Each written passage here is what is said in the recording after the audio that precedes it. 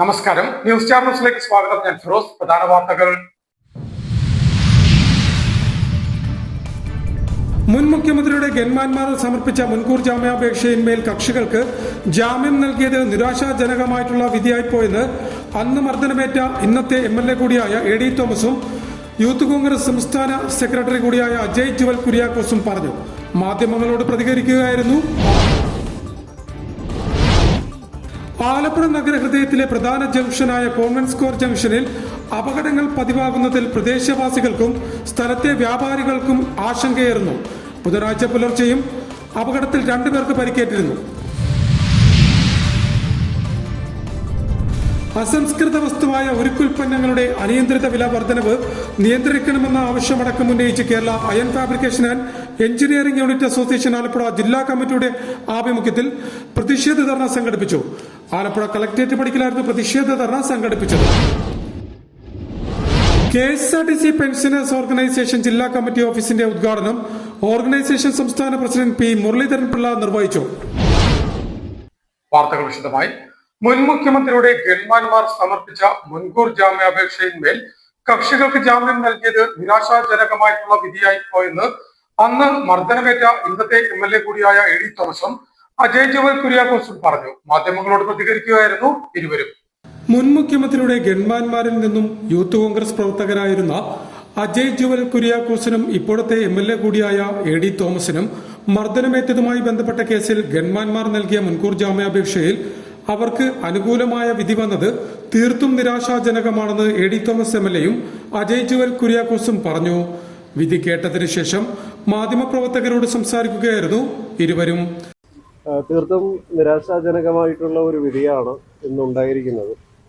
കഴിഞ്ഞ 2-3 ദിവസത്തെ സംഭവവികാസങ്ങളുമായി ബന്ധപ്പെട്ട് ഞങ്ങൾ മനസ്സിലാക്കിയതാണ് ഇങ്ങനെ ഉണ്ടാകാൻ സാധ്യതയുണ്ടെന്നുള്ളത്. അതിന് ഞങ്ങൾക്ക് പല കാര്യങ്ങളും തുറന്നു പറയേണ്ടതായിട്ടുണ്ട്. അത് എല്ലാവർക്കും, ഈ കോടതിയുമായി ബന്ധപ്പെട്ട് ഇടപഴകിയിട്ടുള്ള എല്ലാ ആളുകൾക്കും കൃത്യമായി ബോധ്യമുള്ള ചില കാര്യങ്ങളുണ്ട്. അതിപ്പോൾ കോടതിയുടെ പരിഗണനയിലിരിക്കുന്നത് കൊണ്ടും നമ്മുടെ രാജ്യത്തിൻ്റെ നീതിന്യായ വ്യവസ്ഥിതിയോട് വലിയ ആദരവും ബഹുമാനവും വെച്ചു പുലർത്തുന്ന ഓരോ പൗരൻ്റെയും പ്രതിനിധി എന്ന നിലയിൽ പല കാര്യങ്ങളും തുറന്ന് പറയാൻ കഴിയാത്തൊരു സാഹചര്യമുണ്ട്. പക്ഷേ ഒരു കാര്യം ഞങ്ങൾ ഉറപ്പു പറയുകയാണ്, ഇത് നിരാശാജനകമായ ഒരു വിധി ഉണ്ടാകുമ്പോഴും ഈ നിയമം ചില കാര്യങ്ങൾ തങ്ങൾക്ക് തുറന്നു പറയേണ്ടതായിട്ടുണ്ട്. നിലവിൽ കേസ് കോടതിയിലുള്ളതിനാലും രാജ്യത്തെ നീതിന്യായ വ്യവസ്ഥയോട് ആദരവും ബഹുമാനവും ഉള്ളതുകൊണ്ടും പല കാര്യങ്ങളും തുറന്നു പറയാൻ കഴിയാത്ത സാഹചര്യമാണ് ഇപ്പോഴുള്ളത്. എന്നാൽ നിരാശാജനകമായ ഈ വിധി വന്നെങ്കിലും ഇതിന്മേലുള്ള നിയമപോരാട്ടം ഏതറ്റം വരെ പോകാനും തങ്ങൾ 2 പേരും തയ്യാറാണെന്നും കേരളത്തിലെ ജനങ്ങളും തങ്ങൾക്ക് ഒപ്പമുണ്ടെന്നും AD തോമസും അജയ് ജുവൽ കുര്യാക്കോസും പ്രതികരിച്ചു. ആലപ്പുഴ നഗരഹൃദയത്തിലെ പ്രധാന ജംഗ്ഷനായ കോൺവെന്റ് സ്ക്വയർ ജംഗ്ഷനിൽ അപകടങ്ങൾ പതിവാകുന്നതിൽ പ്രദേശവാസികൾക്കും സ്ഥലത്തെ വ്യാപാരികൾക്കും ആശങ്കയേറുന്നു. ബുധനാഴ്ച പുലർച്ചെ നടന്ന അപകടത്തിലും 2 പേർക്ക് സാരമായ പരിക്കേറ്റിരുന്നു.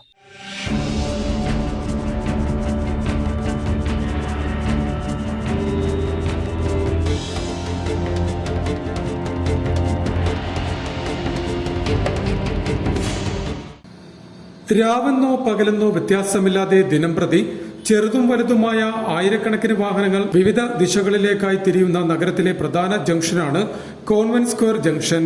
എന്നാൽ ഇവിടെ ഏത് സമയവും അപകടം തുടർക്കഥയാകുന്ന സ്ഥിതിയാണ് ഇപ്പോഴുള്ളതെന്ന് നാട്ടുകാർ പറയുന്നു. ബുധനാഴ്ച പുലർച്ചെ 1:30-നും 2 കാറുകൾ തമ്മിൽ കൂട്ടിയിടിച്ച് 2 പേർക്ക് സാരമായ പരിക്കേറ്റിരുന്നു.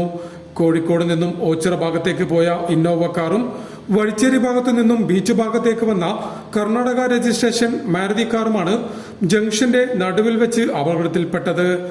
വാഹനം ഇടിച്ച ശബ്ദം കേട്ട് പരിസരവാസി ഓടിയെത്തുകയും തുടർന്ന് അഗ്നിശമന സേനയെ വിവരമറിയിക്കുകയും ചെയ്തു. അവരെത്തിയതിനെ തുടർന്നാണ് റോഡിൽ നിന്നും വാഹനം മാറ്റി സൈഡിലേക്ക് ഒതുക്കിയതും പരിക്ക് പറ്റിയവരെ ആശുപത്രിയിൽ പ്രവേശിപ്പിച്ചതും. ഇതിനു മുൻപും നിരവധി അപകടങ്ങൾ ഇവിടെ ഉണ്ടായതായും അപകടത്തിൽ ഒരാളുടെ ജീവൻ നഷ്ടപ്പെടുകയും മറ്റൊരു അപകടത്തിൽ ഒരു സ്ത്രീയുടെ കൈ അറ്റുപോയതടക്കം നിരവധി അപായങ്ങൾ ഇവിടെ ഉണ്ടായിട്ടുണ്ടെന്നും ഇതിന് ശാശ്വത പരിഹാരം കാണാൻ ബന്ധപ്പെട്ട അധികൃതർ തയ്യാറാകണമെന്നും നാട്ടുകാർ ആവശ്യപ്പെടുന്നു. ഇതൊരു 5ാമത്തെ ആക്സിഡന്റ് ആണ്. അഞ്ചാമത്തെ ആക്സിഡന്റ് ഇത് അഞ്ച് ആക്സിഡന്റ് വളരെ ഗുരുതരമായി നടന്ന ആക്സിഡന്റാണ്. ഇന്നലെ രാത്രി 1:30 നടന്ന ആക്സിഡന്റിൽ 2 പേർക്ക് പരിക്കുണ്ടായിരുന്നു. അവർ 2 ഹോസ്പിറ്റലിലേക്ക് എത്തിച്ചു. ആക്സിഡന്റ് ഫയർ സർവീസിനെ അറിയിച്ചു. ഇതിനു മുമ്പ് ആക്സിഡന്റിൽ ആൾക്കാർ മരണപ്പെട്ടിട്ടുണ്ട്. ഇതിനു മുമ്പ് ആക്സിഡന്റ് ഒരു സ്ത്രീയുടെ കൈവരെ നഷ്ടപ്പെട്ടു പോയാണ് ഇവിടെ വെച്ച്. കാരണം ഇതിനൊരു സൊല്യൂഷൻ ഇതുവരെ കണ്ടിട്ടില്ല. ഇവിടെ ഹമ്പ് വെക്കുക, റിഫ്ലക്ടർ വെക്കുക, സിഗ്നൽ വെച്ചിട്ട് കാര്യമില്ല. കാരണം ഹമ്പ് വെച്ചാൽ ഫുൾ ആക്സിഡന്റ് ആവും. അതിന് വേറെ എന്തെങ്കിലും ഈ ചെറിയ രീതിയിലുള്ള ഡിവൈഡഡ് ടൈപ്പ് ഹമ്പ് വെക്കാം. എന്നാലും ഈ ഇതിൽ സ്പീഡ് ലിമിറ്റ് ചെയ്യാൻ പറ്റത്തുള്ളൂ. കാരണം ഇതിനെന്തെങ്കിലും ഒരു പ്രതിവിധി പെട്ടെന്ന് കണ്ടെത്തിയില്ലെങ്കിൽ ഇവിടെയുള്ള കടക്കാർക്ക് ഒരുപാട് നഷ്ടം ഉണ്ടാകുന്നത്.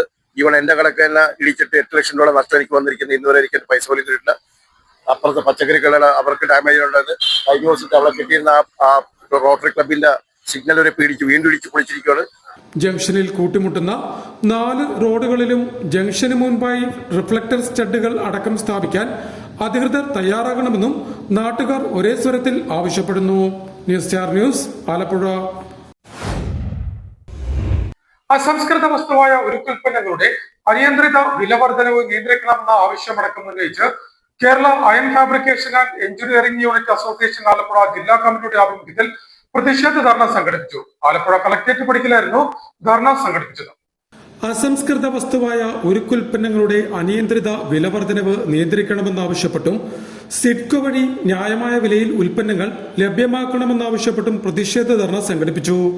Kerala iron fabrication and engineering unit അസോസിയേഷന്റെ ആഭിമുഖ്യത്തിൽ സംസ്ഥാന വ്യാപകമായി ജില്ലാ കേന്ദ്രങ്ങളിൽ സംഘടിപ്പിക്കുന്ന പ്രതിഷേധ ധർണയുടെ ഭാഗമായി ആലപ്പുഴ കളക്ടറേറ്റ് പടിക്കൽ സംഘടിപ്പിച്ച ധർണ അസോസിയേഷൻ സംസ്ഥാന ഉപാധ്യക്ഷൻ എസ് ദേവരാജൻ ഉദ്ഘാടനം ചെയ്തു. നമ്മളെ ഇങ്ങനെ അവഗണിച്ചുകൊണ്ടിരിക്കുന്ന ഈ കാലഘട്ടത്തിൽ നമുക്ക് സമരങ്ങളല്ലാതെ മറ്റൊരു മാർഗവുമില്ല.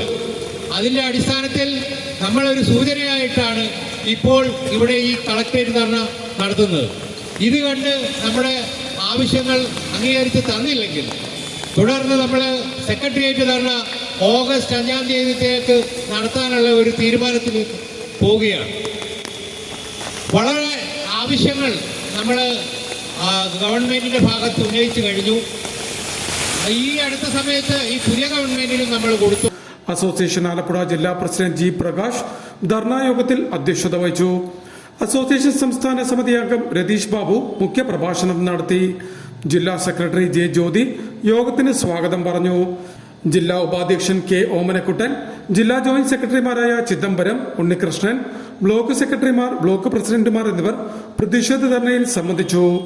ചെറുകിട വെൽഡിംഗ് സ്ഥാപനങ്ങളെ വൈദ്യുതി നിരക്ക് വർധനവിൽ നിന്ന് സംരക്ഷിക്കണമെന്നും ഉപയോഗിക്കാത്ത വൈദ്യുതിക്ക് ഈടാക്കുന്ന ഫിക്സഡ് ചാർജ് ഒഴിവാക്കണമെന്നും സമരക്കാർ ഒരേ സ്വരത്തിൽ ആവശ്യപ്പെട്ടു. മാത്രമല്ല, വെൽഡിംഗ് സ്ഥാപന ഉടമകൾക്കും തൊഴിലാളികൾക്കും ക്ഷേമനിധിയും ഇൻഷുറൻസ് പരിരക്ഷയും ലഭ്യമാക്കുക, സർക്കാർ വകുപ്പുകളിലും തദ്ദേശ സ്വയംഭരണ സ്ഥാപനങ്ങളിലുള്ള നിർമ്മാണ പ്രവർത്തനങ്ങളിലെ വെൽഡിംഗ് ജോലികൾ അംഗീകൃത ലൈസൻസ് ഉള്ള സ്ഥാപനങ്ങൾക്ക് മാത്രം നൽകുക, ആധുനിക യന്ത്ര സാമഗ്രികളിൽ പരിശീലനം നൽകുകയും അവ വാങ്ങുന്നതിനുള്ള സബ്സിഡികൾ സമയബന്ധിതമായി ലഭ്യമാക്കുകയും ചെയ്യുക എന്നതടക്കമുള്ള ആവശ്യങ്ങളും പ്രതിഷേധ ധർണയിൽ ഭാരവാഹികൾ ഉന്നയിച്ചു. ആവശ്യങ്ങളിൽ അനുകൂല നിലപാടുണ്ടായില്ല എങ്കിൽ ശക്തമായ സമരപരിപാടികളുമായി സംഘടന മുന്നോട്ടു പോകുമെന്നും ഭാരവാഹികൾ മുന്നറിയിപ്പ് നൽകി.